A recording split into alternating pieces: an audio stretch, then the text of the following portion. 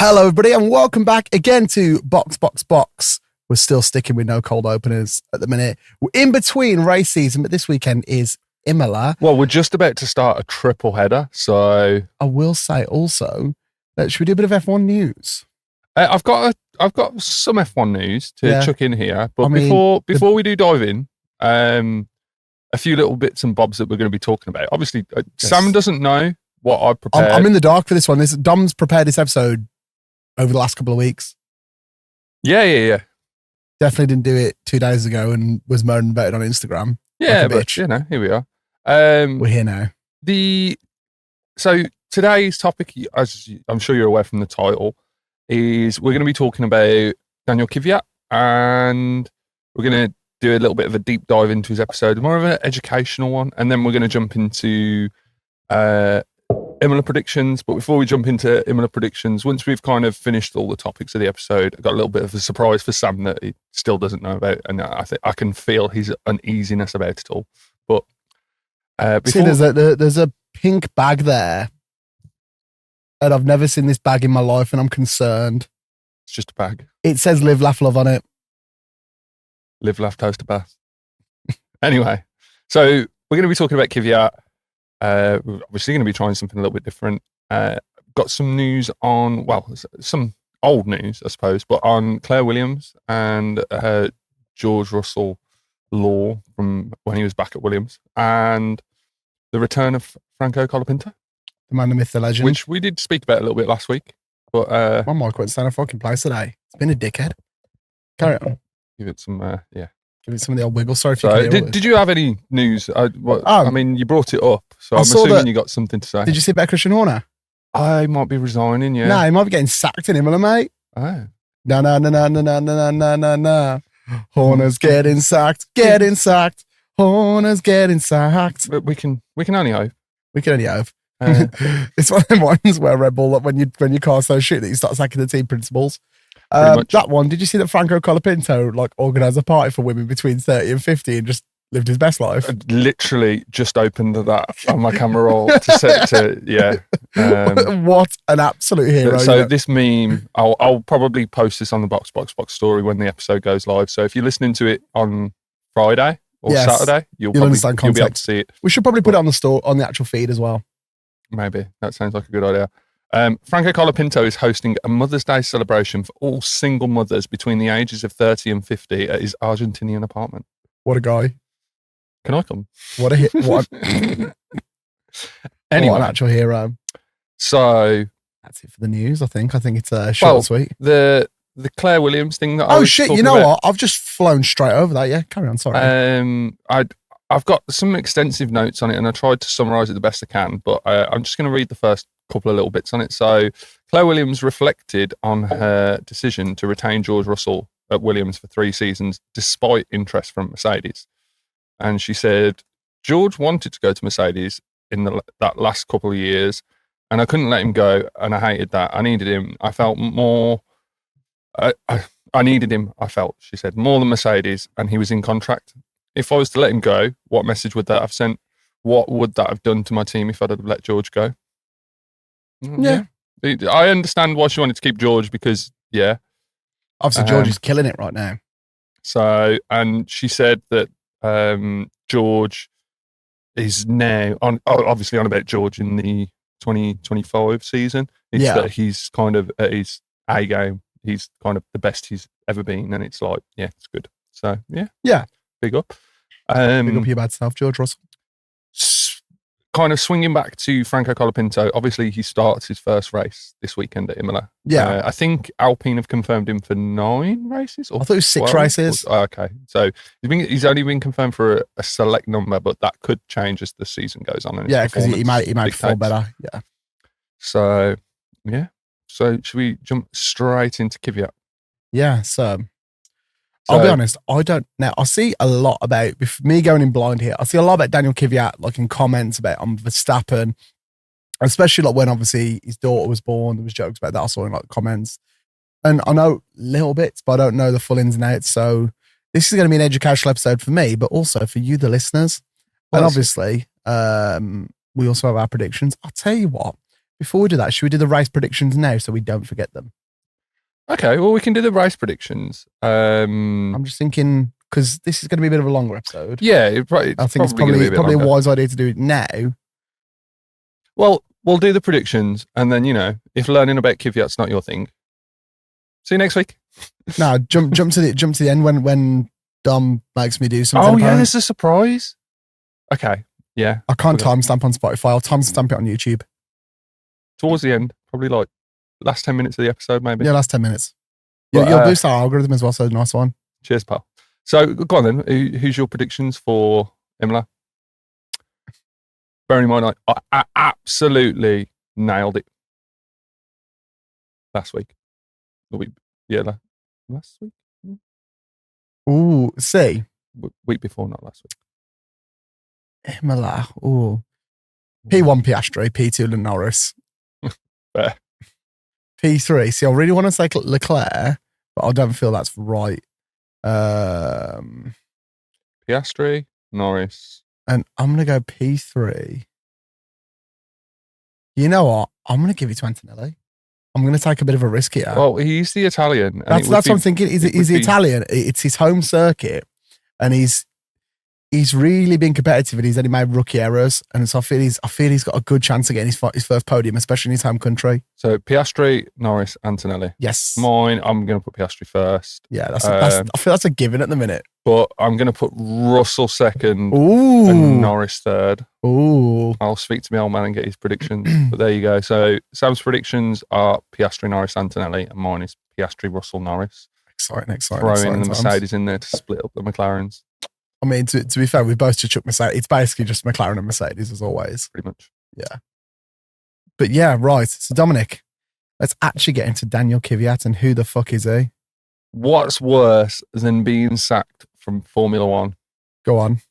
How about your replacement take your seat, your girlfriend, and your daughter? Yeah, that is one hell of an opening line, that is. So, oh, God. Right, hang on. Here's one for you. I'm going to try and pronounce this in a second, but I've just highlighted Daniil Kvyat's middle name for Sam to read. What's disappointing is they couldn't see your face when you did that.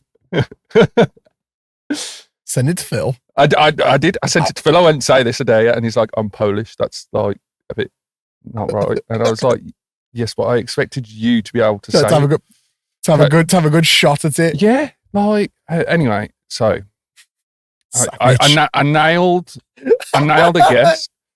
Go on. Hang on. Daniil Vyacheslavovic Kvyat. Probably butchered it, but at least I give it a go. I'm proud of myself for even trying. A for effort, mate. Born on the 26th of April, 1994 in Ufa, Russia. Yeah. Moved to Moscow when he was just 6 years old and jumped into his first go-kart when he was 8 and instantly fell in love. At 11 years old, he moved with his family to Italy in pursuit of his karting career. Now, on all of that, I couldn't find much on his early history, but if a Russian family 10 years after the fall of the Soviet Union can afford go-karts and relocate into another country willy-nilly, hardly poor, are they? So they got bread. Yeah, they're comfortable. Definitely, definitely not a Esteban Ocon kind of background. So, or a Lewis Hamilton started story. But yeah, after dominating the karting scene in his early years, he caught the attention of two motorsport giants, a Russian oil company named LUK Oil or Luk Oil. I don't know. Is that the same people who do the clutches? No idea. Unless they're Russian, probably not. I feel that needs like citation, you know. So, well, I probably should have researched that, but I didn't want to. The clutches are crap anyway, so. And the other company that he raised the attention of was Red Bull Racing. Ooh, interesting. Red Bull's Young Driver program was just finding its feet, and in 2010 they signed Daniil and another driver who's still currently racing in Formula One, Carlos Sainz Jr. Mad. They were both 15 at the That's time. mad. So that's actually wild. You know, this Like it was Mother Russia and a smooth operator. Yeah, literally. So, yeah. Kvyat absolutely crushed every open wheel racing tournament that Red Bull entered him in. Yeah. And he was catching the attention of pretty much everyone in the motorsport scene. The end of 2013 saw Mark Webber's retirement, which created a bit of a domino effect. Ricciardo was promoted to the Red Bull seat, and Helmut Marko promoted Daniil to Toro Rosso to make him the second ever Russian Formula One driver. Before we continue there, that shocks me that there's only ever been now 2 Russian Formula One drivers. Mm-hmm. Like, especially like Russia, which is a country that really prides itself on sport. Yeah. And like, highly competitive sport as well.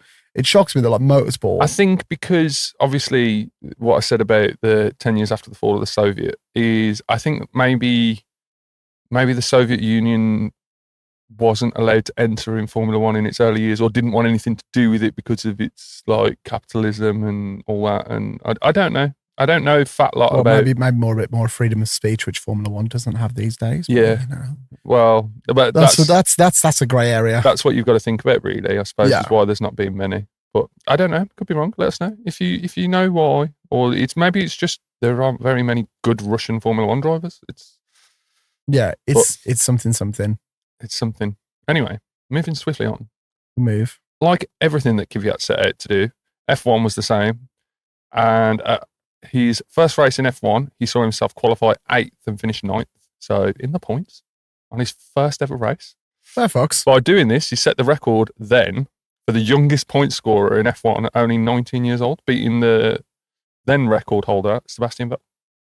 Fair fox. So he kept that momentum going too, scoring points in Malaysia, China, Britain and Belgium.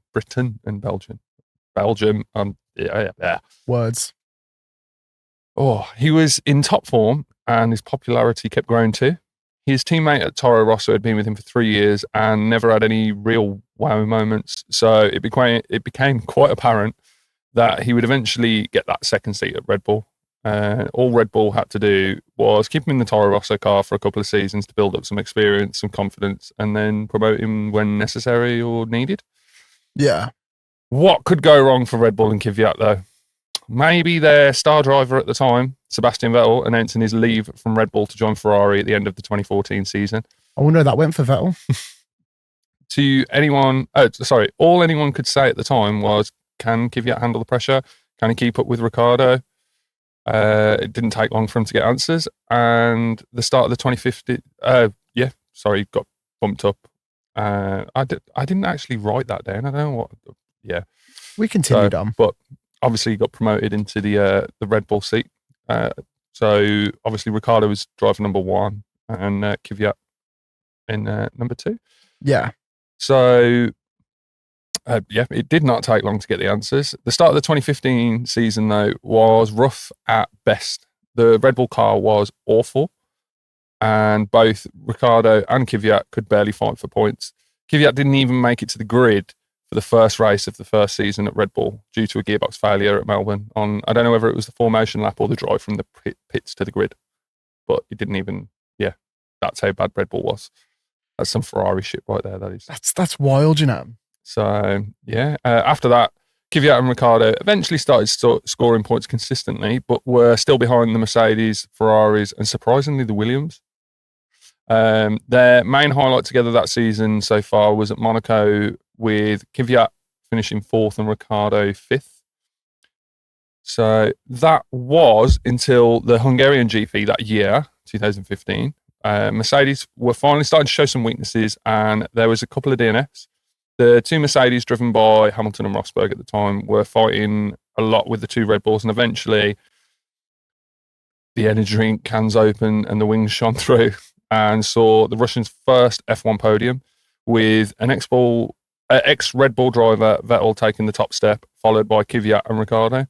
So it was a 2-3 for Red Bull. Yeah. Kvyat again made history at just 21 years and 91 days to be the second youngest driver to land a podium. Second, of course, to Sebastian Vettel. He also set the record for being the best finishing Russian Formula One driver too.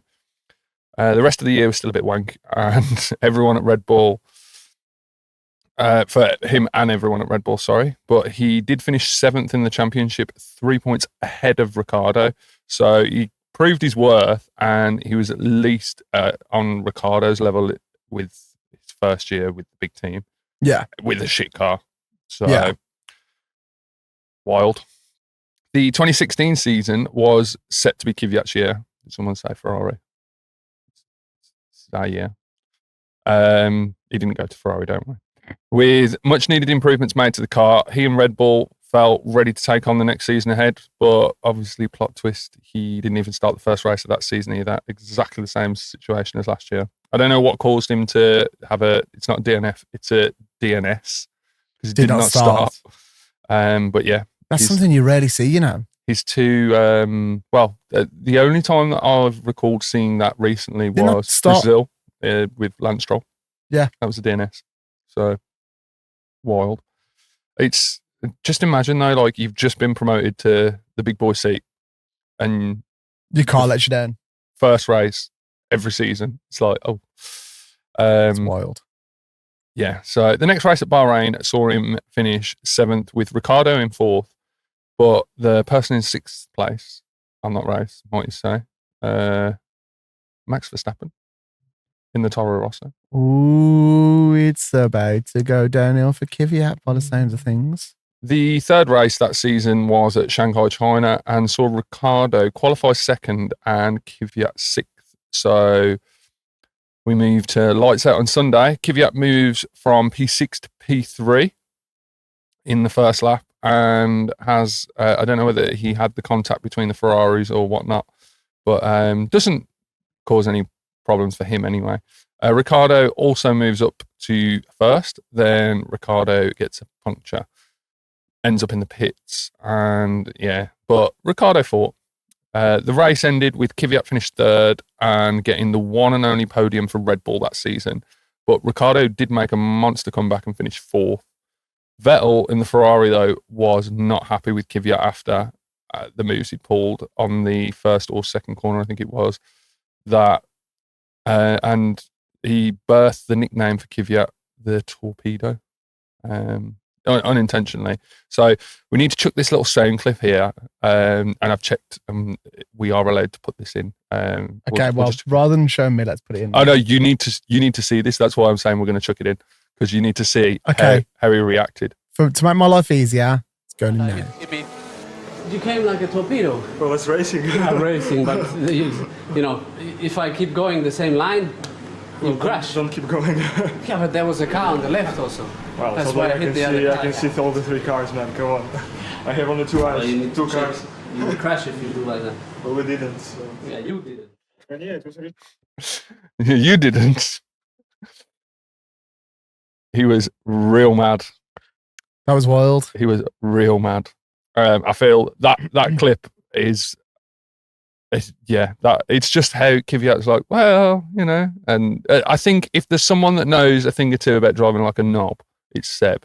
But yeah, in his time at Ferrari, he was a bit more mature and didn't want to die. I'll be honest, it feels like everyone, when you go to Ferrari, you just become a little bit more mature unless you're Lewis Hamilton, and then you just become sassy as fuck. I digress, continuing on with the story about Daniil Kvyat. Well, the next race at Russia saw Kvyat make contact on the second corner again. Who was it with this time, though? You tell me. Sebastian Vettel again. Ooh. Sebastian You could say he hit him like a torpedo. He was fuming. He didn't know who it was that hit him, that caused him to crash, because it was like a shunt from behind. Yeah. But it caused, obviously, crash and retirement. So, and he must have been fucking fuming when he found out it was Kvyat again.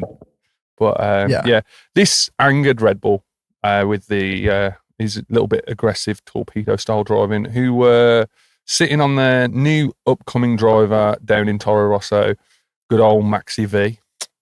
The youngest Formula One driver of all time, was killing it in the mid-pack and was outscoring his teammate Carlos Sainz, who was on 18 points and Verstappen was on 49. It still blows my mind that at one point Verstappen and Sainz are on the same team. Yeah.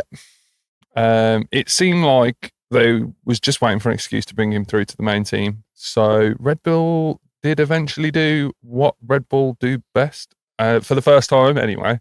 Yeah. And yeah, they did what they did. For the Spanish GP that year, they demoted Kvyat and moved Verstappen up, which really didn't make much sense in the grand scheme of things because Kvyat scored the team's only podium that season so far and outscored Ricciardo in his debut season. So he was like a season and a half into being at Red Bull. And they were and he got basically said back to Toro Rosso, you go. Yeah. And this was to bring Max Verstappen in. So it's not like it was Max Verstappen's fault and like number one car and whatever.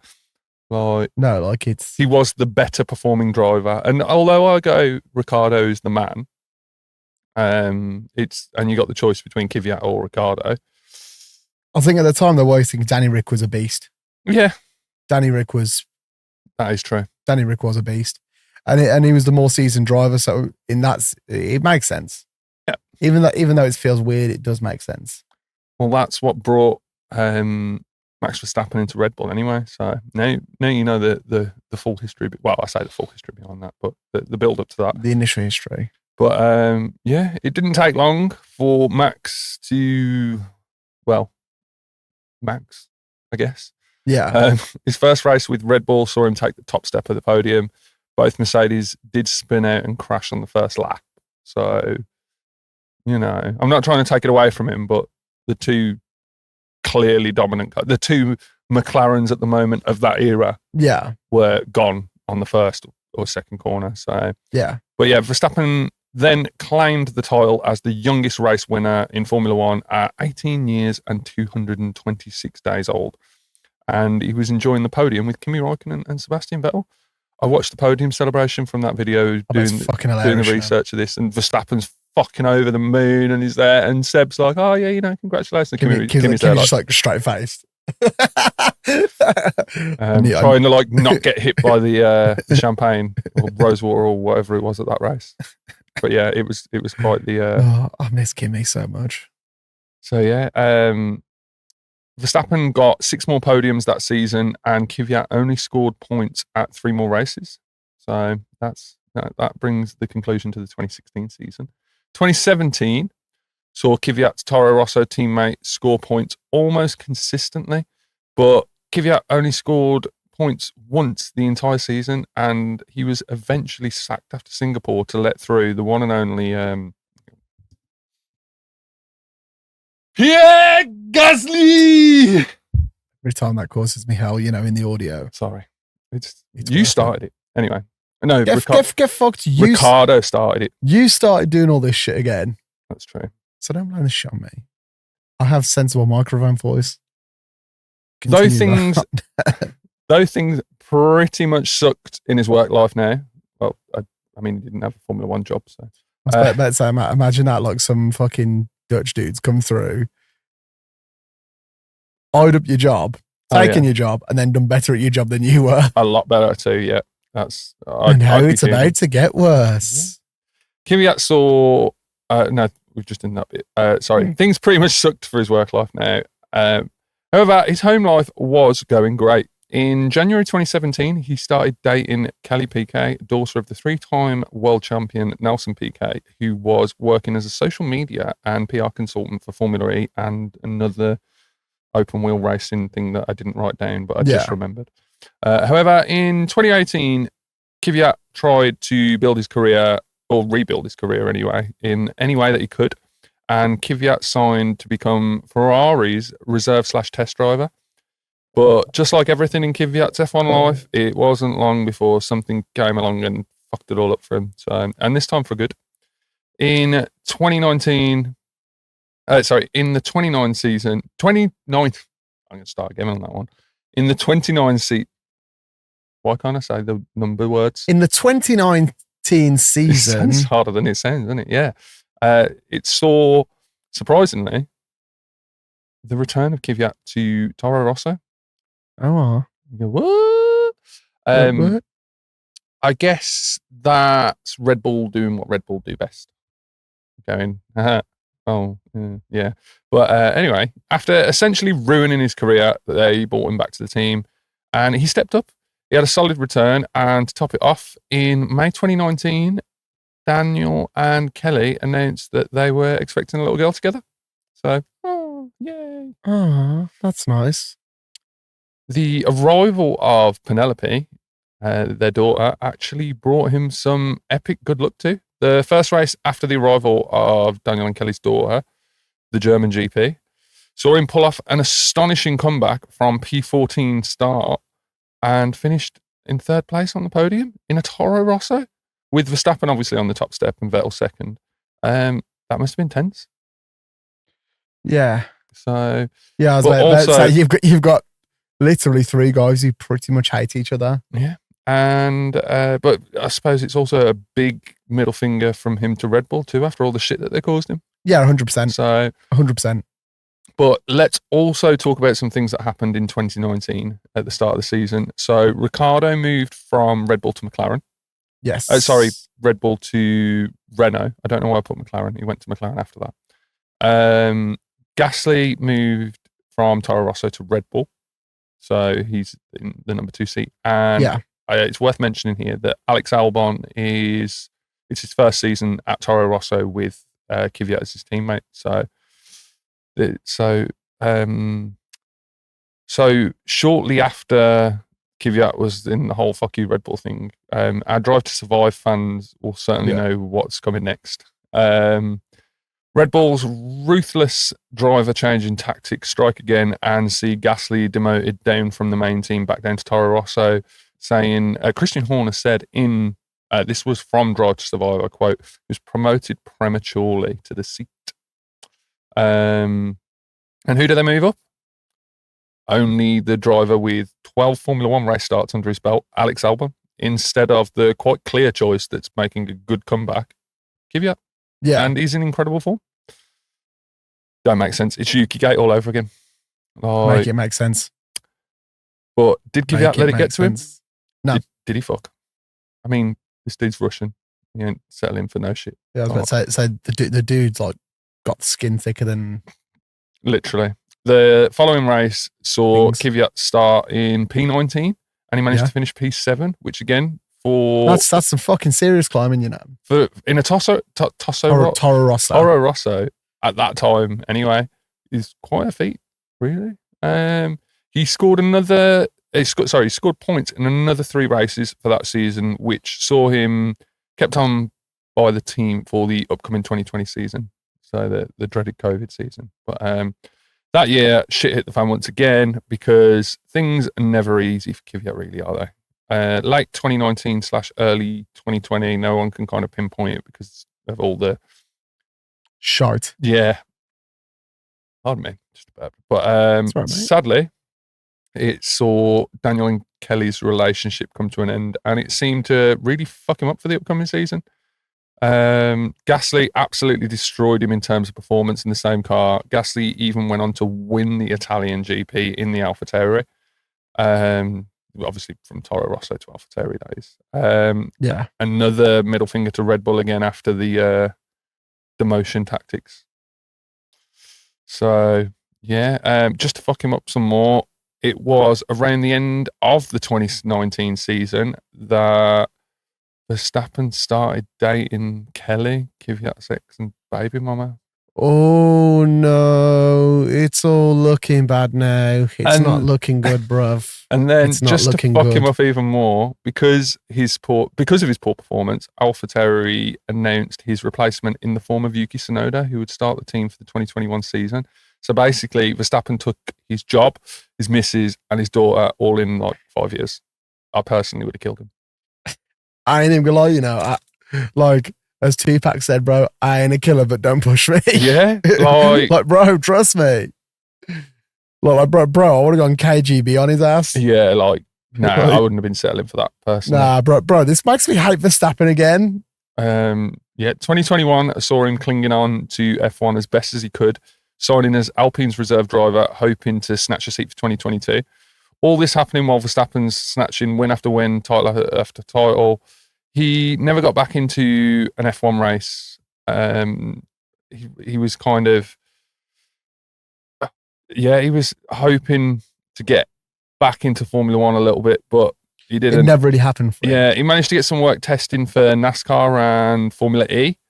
Yeah. But fast forward to 2024, and obviously Max and Kelly announced their first child together. They're Lily. expecting their first child together. And then we obviously welcomed her into the world, last week, the week before? Yeah, a couple of weeks ago. So, yeah. You know what? Like, big before you get into that, Okay. a big shout out to the YouTube channel Daily Fuel Up. Their video titled "The F1 Driver Who Lost Everything" inspired me to talk about the topic and basically helped me script the entire episode. So don't listen to this episode and watch their video at the same time. don't know what you would, but okay. Yeah, but I felt like I had to chuck that credit in there. You know what? That's as I said, I know who Daniil Kvyat is. I remember him briefly being in Formula One and being in and out. And I know there's like the ins and outs of like obviously I think it's very public knowledge that obviously Verstappen basically took his life. It turns out there is someone that hates Max Verstappen more than Lewis Hamilton in 2021. Yeah, Daniil Kvyat. So I think it's that's I have no actual words for it because like that's just it's fucked. That's kind of so Kvyat kind of brought the start of Red Bull's shit show of swapping drivers around. Yeah, that kind of came and started with Kvyat. So yeah, and obviously I feel that Red Bull are always chasing like the success of what they've had with Verstappen. Red Bull's just ruined too many people's lives. They have. Well, Horner has. And to be honest, it kind of makes sense why he's getting the sack now. My favourite Kvyat Ricardo / comment kind of thing that I found so far while I was doing the research for this is if your name's Dan, Daniel, or Daniel in the Russian spelling, which is Daniil, or something very similar, Red Bull will not give you wings because it ruined Daniel Ricciardo's career, ruined Daniil Kvyat's career. It's like, oh, so and also. It was written somewhere on the internet that Kvyat was cheating on Kelly and she left him. So technically, Verstappen didn't steal his girl. I was about to say, if he had a side chick, then bro, you a dickhead, innit? You a dickhead. Like, don't make me like go through emotional trauma. Why would you do that? I mean, because Verstappen, you've gone back up in my books. If you my guy stepped up when Kvyat didn't want to be a father figure. He stepped up. You're going to tell me something else now, and I'm going to have to do more PR training and like flip back on myself. No. It's I'm going to have to be like, have you seen that video of Bella James with Toto Wolff and Susie Wolff? It's like, it's F1's power couple. He's like, oh yes, well, it's a professional question, and like Susie Wolff's like, no, it's not. And he's like, sorry, I'm in professional mode. Like the dude is so hard PR trained. This is me answering like this Kvyat Verstappen shit. No, there's no. To be fair, that's everything that I've got written down regarding the whole situation now. But he was cheating on his missus, and I don't condone cheating. But yes, he might have been cheating, and she rightfully walked away, and I'm proud of her for that. Big up your bad self. But like. Even in the grand scheme of things, you look at it and Verstappen's just, unintentionally, he's coming. Verstappen's literally taking, how'd your kids, how'd your wife? Yeah, literally that. That's Verstappen. That explains the thumbnail for this week's video as well. Yeah. So, Verstappen coming in here, taking your kids, and he weren't married to her though. So, no. But, I'm sure Penelope has no idea. Penelope Kvyat and Kelly's daughter has. I'm certain she's got Kelly's last name, the PK. Yeah. So she doesn't actually. I don't know. Yeah. That's citation needed. But I could be wrong. But hey. Clarification station. So we got Penelope and Lily. Lovely. So yeah, Dom, I really enjoyed that. Thank you so much for sharing the story with the group and sharing it with the listeners. It was one of those. When I started writing it, this was a good episode for a filler. When I started writing it, I saw like because I've pretty much read everything that was there. Yeah, and I was like, oh, this is gonna be a long one. But I think it's been just the right length. I think I'm really good at supplying that all the time. So it's fuck off. So we're going to transition for the first time in this podcast history, and Dom's going to do something to me. I'm scared. I'm talking about a little surprise for you, don't I? Yeah. Oh, here we go. And in fact, I don't need this anymore. So, Oh God, I'm scared. I'm so scared. well, right there. I'm going to pass you something. Do I need to close my eyes or No, here you go. why are you passing me a crack spoon? It's not a crack spoon. It's just a spoon. It's clean. Don't worry. We're going to be trying something.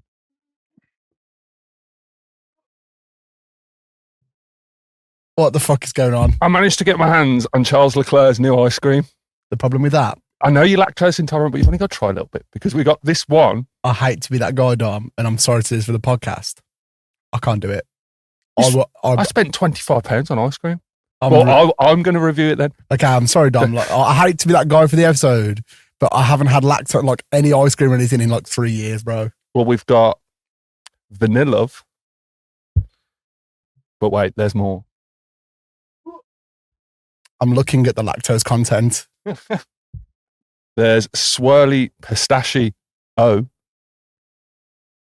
Is this like Charles Leclerc's actual ice cream, bro? Yeah. I didn't even know he had a fucking... Wow, it's actually called Leclerc. £25. Where the fuck did you buy this from? Some place on the internet called GoPuff. You fucking Tory fucker. No, it's fucking gelato, bro. It says it's ice cream. This is fucking gelato.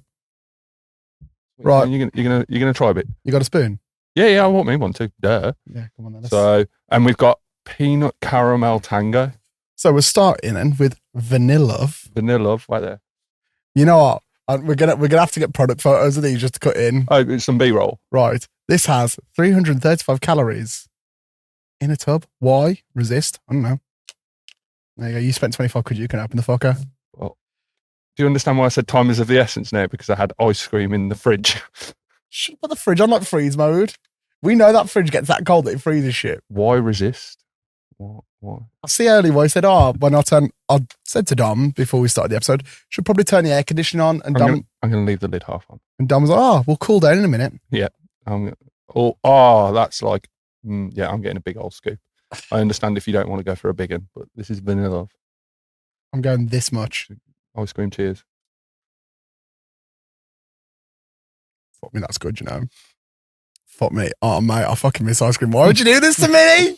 Well, that's the vanilla. That's... Oh, no. No. Let's try the rest of them. I hate you. I feel like, this is... I'm going to be sick today.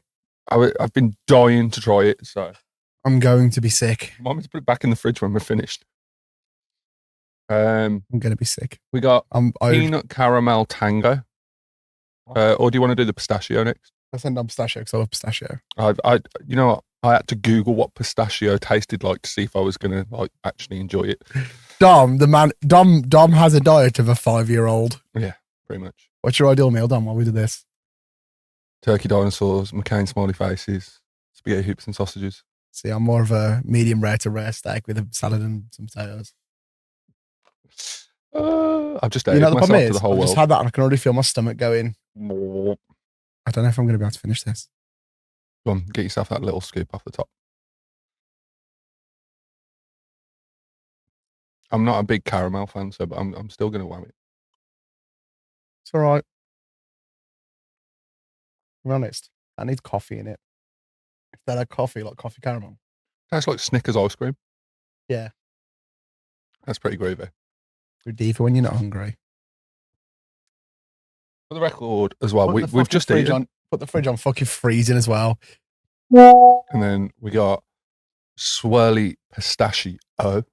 Also, sorry, again, forgot to fucking turn my computer speakers off and my missus just messaged me.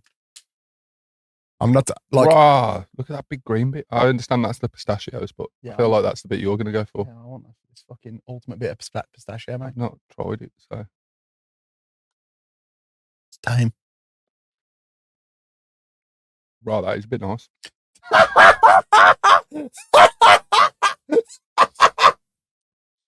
Where's pistachio been my entire life? Honestly, I'm slowly fucking... He's growing up. I tried ranch yesterday for the first time. Yo, hear me out. Ranch fucking slaps. Nah, it was fucking horrible, but I tried it. Nah, suck your mum. You're wrong. Take the spoon. Well, there you go. Did you enjoy the ice cream? Bro, I'm fucking lactose intolerant. I feel like I'm going to shit myself. The vanilla was good, though. Vanilla was fucking sensational. Like, I feel for you. If I was a bad friend, I'd sit here and eat it now while you start editing this, but I'm not gonna. Bro, do you know how much I want to eat that vanilla? Bro, you can eat the fucking pistachio. You're a new fan. You know what pistachios like? So when you first discovered pesto. Oh, yeah. That's exactly what it's like. It's a pretty similar flavour. It's basically the same thing, that's why. Yeah. The more you know. The more you know. Anyway, where can we find you? Oh, well, actually, before we get that, Dom, what are you wearing today? We haven't even done that. I deliberately picked up my Red Bull shirt because I felt like it was appropriate given the episode. Wise. With a RB hat. I just with a V-carb hat. I've done that thing again where I left my sunglasses on. It's really warm outside. Yeah, we've got that. If you can hear it halfway through the episode, we put the air conditioning on because it got so fucking hot in here. It was warm. It was warm. But yeah, you can find me, Dom, at Sentia Silvano on absolutely everything. Dom, where can we find you? You can find me at DJ Dom Cook. Again, pretty much everything. And where can you find the pod? Again, pretty much everything. But the podcast at Box Pod on everything, apart from Twitter. Someone stole it. Dickhead, we're coming for you.